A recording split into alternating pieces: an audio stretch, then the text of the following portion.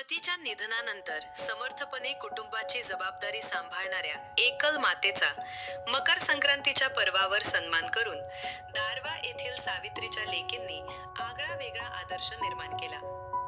अखिल भारतीय माळी महासंघाच्या वतीने आयोजित सामूहिक हळदी कुंकू कार्यक्रमामध्ये श्रीमती माया जाधव या मातेचा तिळगुळ तसेच शाल व मानाचं संक्रांतीचं वाण देऊन विशेष सन्मान केला. महिलांनी केलेल्या आदरपूर्वक स्वागताने त्या भारावून गेल्या.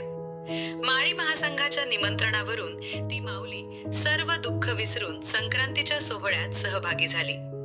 श्रीमती माया जाधव यांना 2 मुली व 1 मुलगा असून आपल्या 3ही अपत्यांना चांगले शिक्षण देऊन सांभाळ करीत आहे. एकल मातांमध्ये सामाजिक सुरक्षेची भावना निर्माण करून दारवा येथील महिलांनी केलेला नारी शक्तीचा जागर